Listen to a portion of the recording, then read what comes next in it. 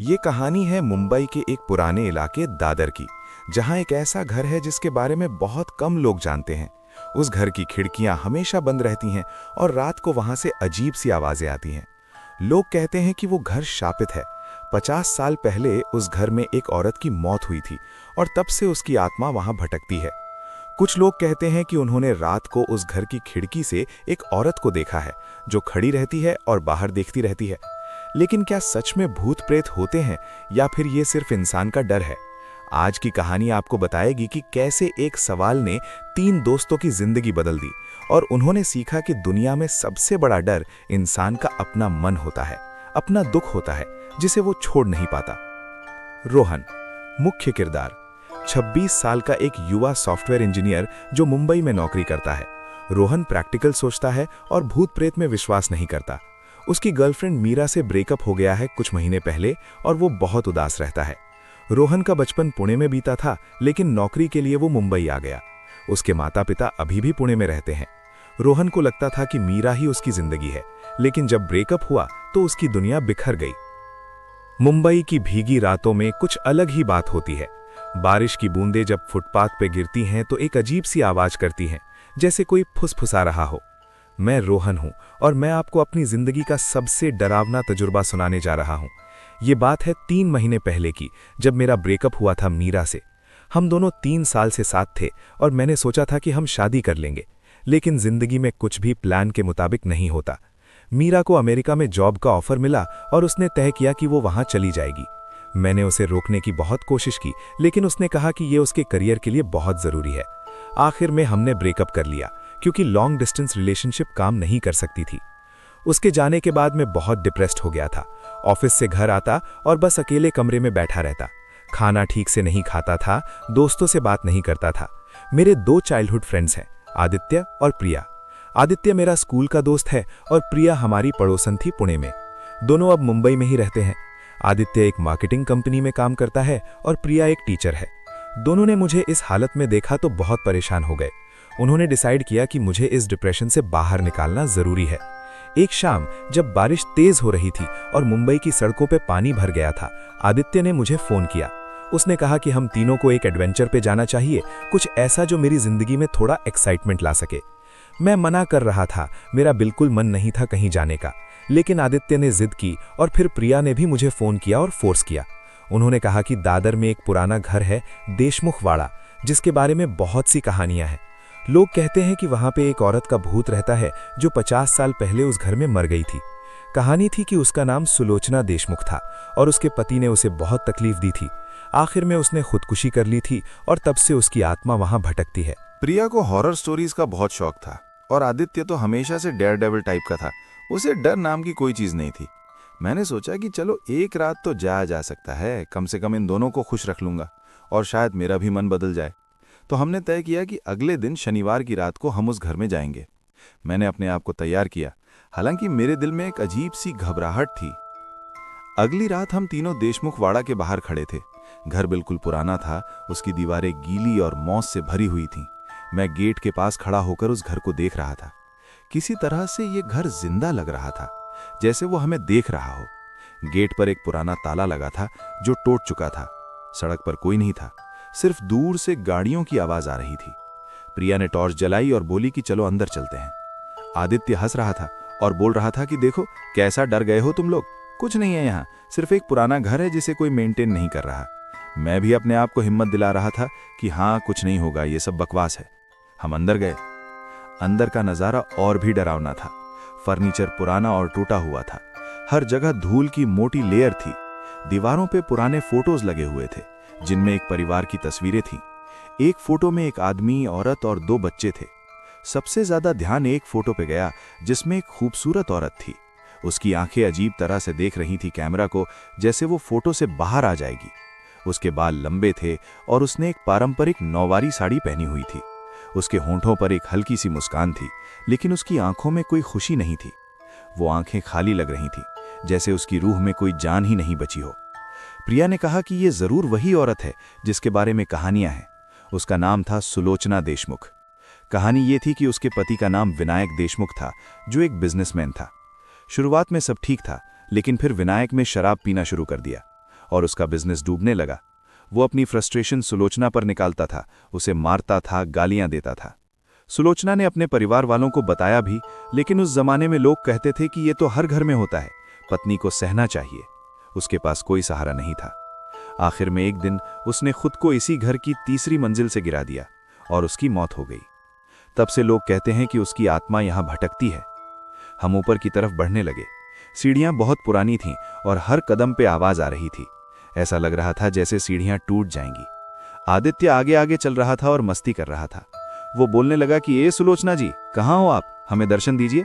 हमारे दोस्त रोहन को बहुत तकलीफ है, कि आप उसकी मदद कर सकती हैं? प्रिया ने उसे चुप रहने को कहा और बोली कि ऐसे मजाक नहीं करते, अगर यहाँ कोई है तो वो नाराज हो सकता है। लेकिन आदित्य को मजाक सूझ रहा था। मैं पीछे पीछे चल रहा था और मुझे कुछ अजीब सा लग रहा था। हवा बिल्कुल बंद थी अंदर, कोई खिड़की खुली नहीं थी, लेकिन फिर भी मुझे लगता था जैसे कोई ठंडी सांसों की तरह मेरे कान के पास से गुजर रही हो। मैंने अपने आप को समझाया कि ये मेरा वहम है। जब हम फर्स्ट फ्लोर पे पहुंचे तो वहां एक लंबा कॉरिडोर था। दोनों तरफ कमरे थे। एक कमरे का दरवाजा थोड़ा खुला हुआ था। प्रिया ने अपनी टॉर्च उस कमरे की तरफ की और हम अंदर गए। ये कमरा शायद बेडरूम था, क्योंकि वहां एक बड़ा पुराना पलंग रखा था, अलमारी भी थी और ड्रेसिंग टेबल पे काफी सामान बिखरा हुआ था। ड्रेसिंग टेबल पे एक पुराना शीशा था जो टूट चुका था, कुछ पुराने मेकअप के सामान थे और एक लकड़ी का ब्रश पड़ा था जिसमें अभी भी कुछ बाल फंसे हुए थे। प्रिया ने ड्रेसिंग टेबल पे से एक पुरानी डायरी उठाई। उसने कहना शुरू किया कि शायद इसमें कुछ लिखा हो। मैंने कहा कि प्लीज यहां से निकल चलो, मुझे बिल्कुल अच्छा नहीं लग रहा। लेकिन आदित्य और प्रिया दोनों क्यूरियस हो गए थे। आदित्य ने कहा कि अरे यार, अभी तो कुछ मिला है, देखते हैं क्या लिखा है। प्रिया डायरी के पेजेस पलट रही थी। डायरी में मराठी में लिखा हुआ था और प्रिया को मराठी अच्छी आती है क्योंकि उसकी मां महाराष्ट्रियन है। अचानक उसने एक पेज पे कुछ पढ़ा और उसका चेहरा पेल पड़ गया। उसकी आवाज कांपने लगी। उसने कहा कि इस डायरी में सुलोचना ने लिखा है कि उसका पति उसके साथ बहुत बुरा बिहेव करता था, उसे मारता था। वो लिखती है कि मैं बहुत अकेली हूं, कोई मेरी बात नहीं सुनता। मेरे माता पिता भी कहते हैं कि ये तो हर घर में होता है, तुम्हें सहना चाहिए। मेरे बच्चे भी अब मुझसे डरने लगे हैं क्योंकि उनके पिता ने उन्हें मेरे खिलाफ कर दिया है। आखिरी एंट्री में उसने लिखा था कि आज मैंने तय कर लिया है, मैं अब और नहीं सह सकती।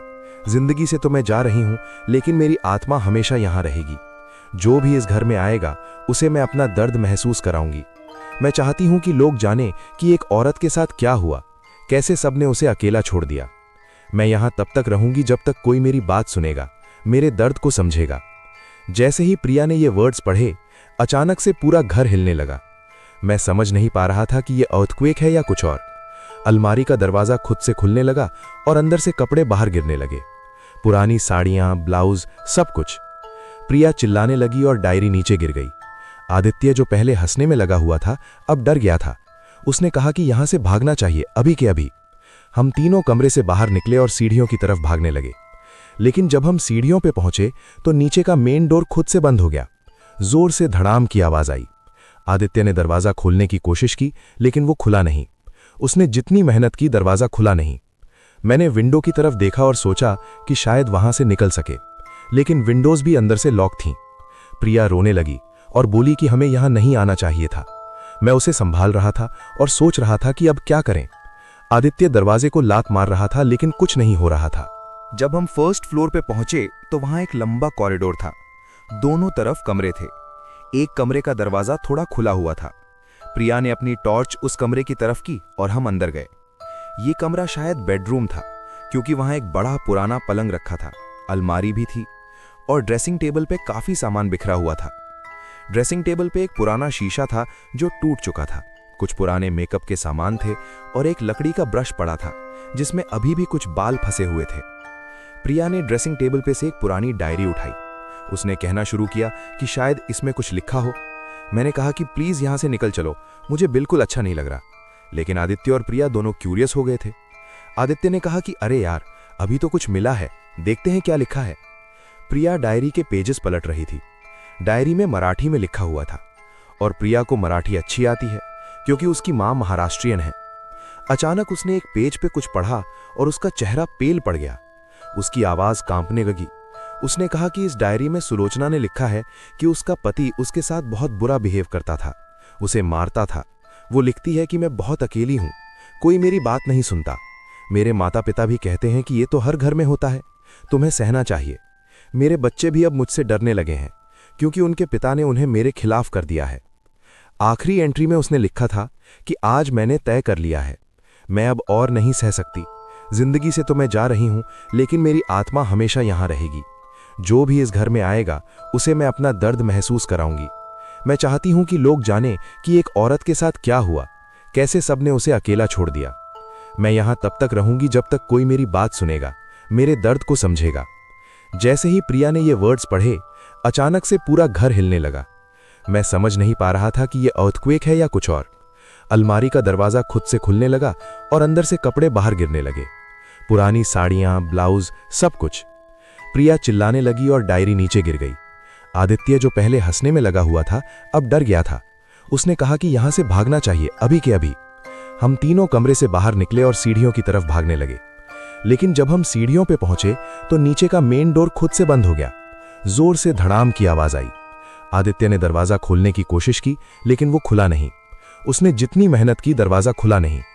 मैंने विंडो की तरफ देखा और सोचा कि शायद वहां से निकल सके, लेकिन विंडोज भी अंदर से लॉक थीं।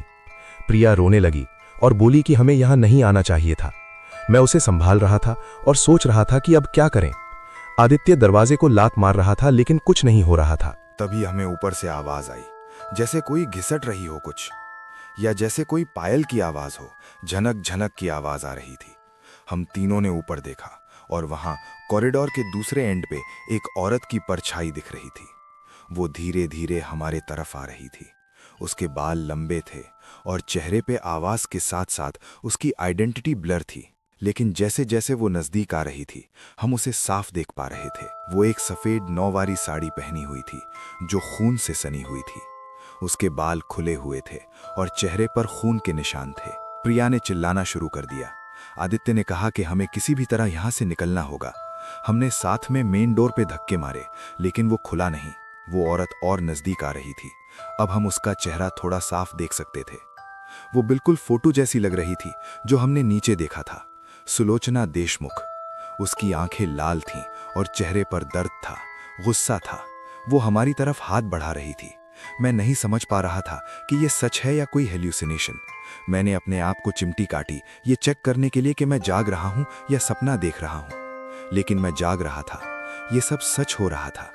लेकिन 3 लोगों को एक साथ हेल्यूसिनेशन कैसे हो सकता है? ये तो पॉसिबल नहीं है। अचानक मेरे दिमाग में एक बात आई। मैंने प्रिया से कहा कि तुम सुलोचना से बात करो। प्रिया हैरान हुई। उसने कहा कि क्या तुम पागल हो गए हो क्या? मैंने कहा कि अगर वो सच में है तो शायद वो सिर्फ अपना दुख बताना चाहती है। किसी ने कभी उसकी बात नहीं सुनी। डायरी में लिखा था ना कि वो चाहती है कि कोई उसकी बात सुने। आदित्य ने कहा कि यार ये टाइम बात करने का नहीं है, यहां से भागना चाहिए। लेकिन मैंने कहा कि हम भाग नहीं सकते, दरवाजा बंद है।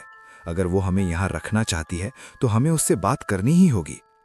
प्रिया ने हिम्मत करके आगे बढ़ने की कोशिश की। वो कांप रही थी, उसके हाथ पैर कांप रहे थे। उसने कहा कि सुलोचना जी, हम जानते हैं कि आपके साथ बहुत बुरा हुआ। आपका दर्द, आपकी तकलीफ हम समझते हैं। आपको किसी ने सपोर्ट नहीं किया जब आपको सबसे ज्यादा जरूरत थी। लेकिन अब आप चैन से जाइए, आपको यहां रहने की जरूरत नहीं है। जो हुआ उसने हम तीनों को चौंका दिया। वो औरत रुक गई। उसने प्रिया की तरफ देखा और फिर अचानक उसने बिल्कुल क्लियर आवाज में कहा, कोई नहीं समझा कभी। सबने मुझे पगली कहा, कमजोर कहा। मेरी मदद कोई नहीं करता था। मैं अकेली थी। जब मैंने अपने माता पिता से कहा तो उन्होंने कहा कि ये तो नॉर्मल है, हर शादीशुदा औरत को ये सहना पड़ता है। जब मैंने अपनी सहेलियों से कहा तो उन्होंने कहा कि अपने पति को खुश रखो तो वो तुम्हें नहीं मारेगा, जैसे ये मेरी गलती थी। उसकी आवाज में इतना दर्द था। आदित्य और प्रिया भी चेंज हो गए थे। आदित्य ने सीखा कि हर चीज को मजाक में नहीं लेना चाहिए और दूसरों की भावनाओं का सम्मान करना चाहिए। वो अब ज्यादा सीरियस हो गया था, ज्यादा मैच्योर।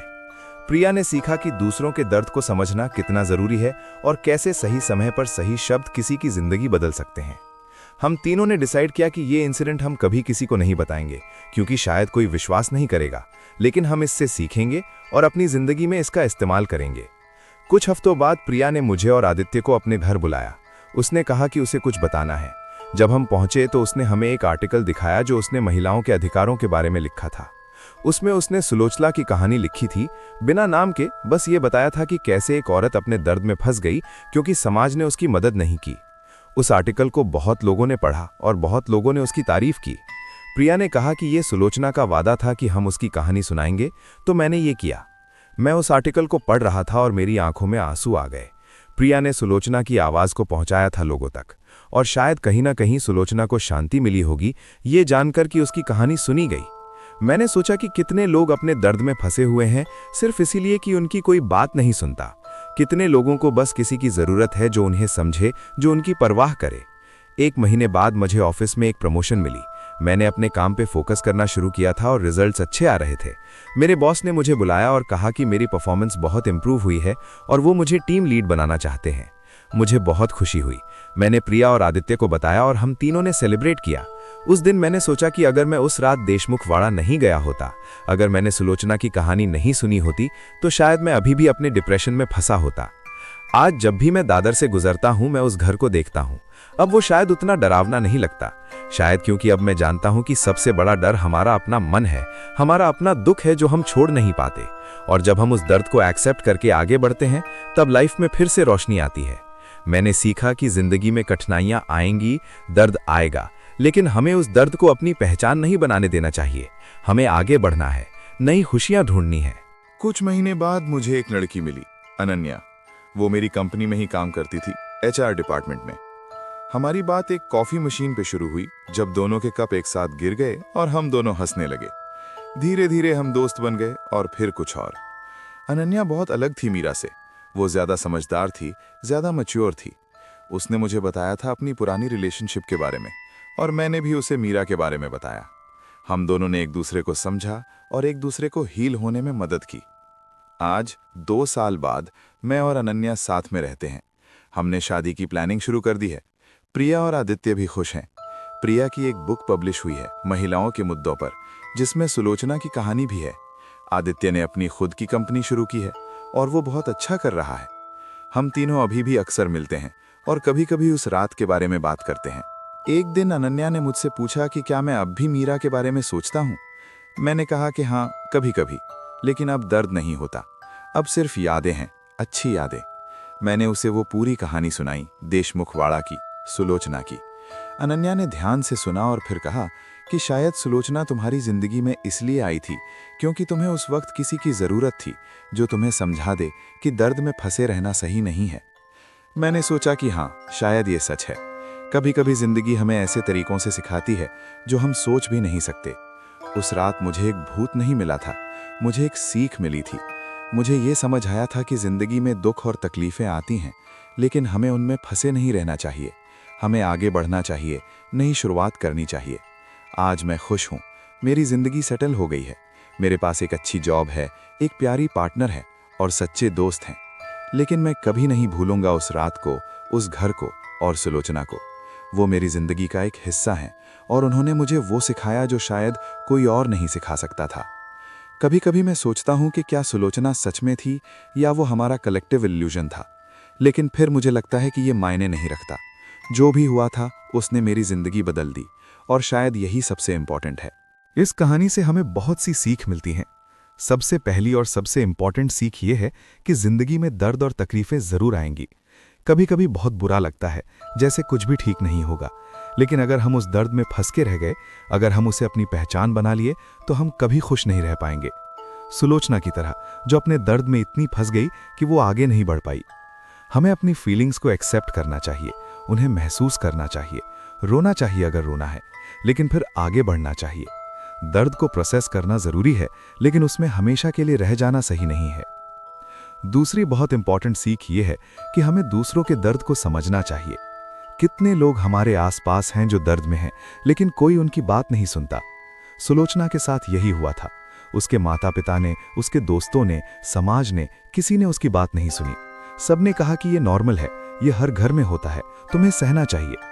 लेकिन कोई दर्द नॉर्मल नहीं होता। हर किसी का दर्द रियल होता है, वैलिड होता है। हमें एम्पैथी रखनी चाहिए, दूसरों की बात सुननी चाहिए। कभी कभी लोग सिर्फ सुनना चाहते हैं, सिर्फ ये जानना चाहते हैं कि उनकी परवाह करने वाला कोई है। अगर हम उनकी बात सुने, उन्हें समझें, तो बहुत फर्क पड़ता है। प्रिया ने यही किया था। उसने सुलोचना की बात सुनी, उसके दर्द को समझा और शायद इसीलिए सुलोचना को शांति मिली। तीसरी चीज ये है कि हर चीज को मजाक में लेना भी गलत है। आदित्य ने ये गलती की थी। वो हर चीज को लाइट में ले रहा था, मजाक बना रहा था।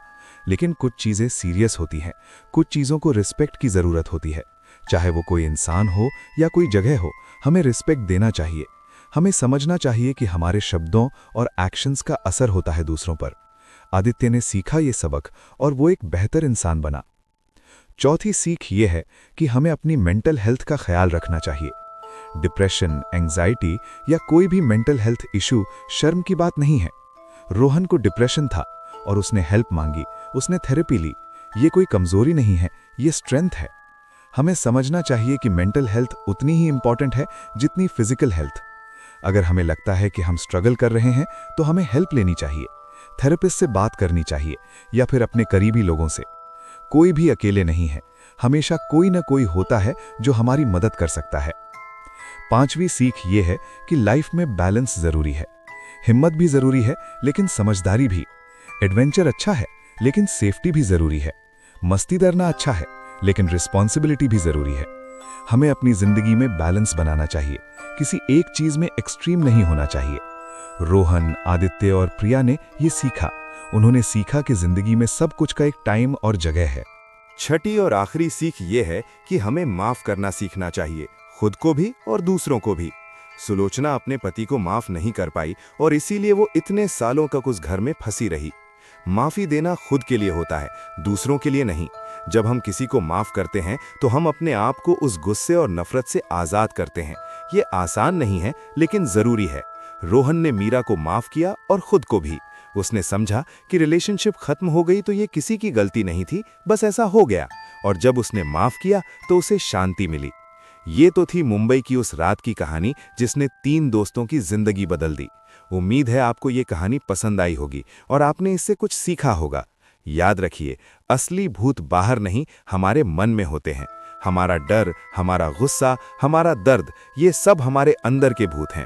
और जब हम इन्हें पहचान के इनसे निपटते हैं, इन्हें दूर करते हैं, तब हम सच में आजाद होते हैं। तब हम सच में खुश रह सकते हैं। जिंदगी छोटी है और हमें इसे खुशी से जीना चाहिए। दर्द आएगा, मुश्किलें आएंगी, लेकिन हमें हिम्मत रखनी चाहिए और आगे बढ़ते रहना चाहिए, क्योंकि आखिर में जिंदगी खूबसूरत है और जीने के लिए है। धन्यवाद।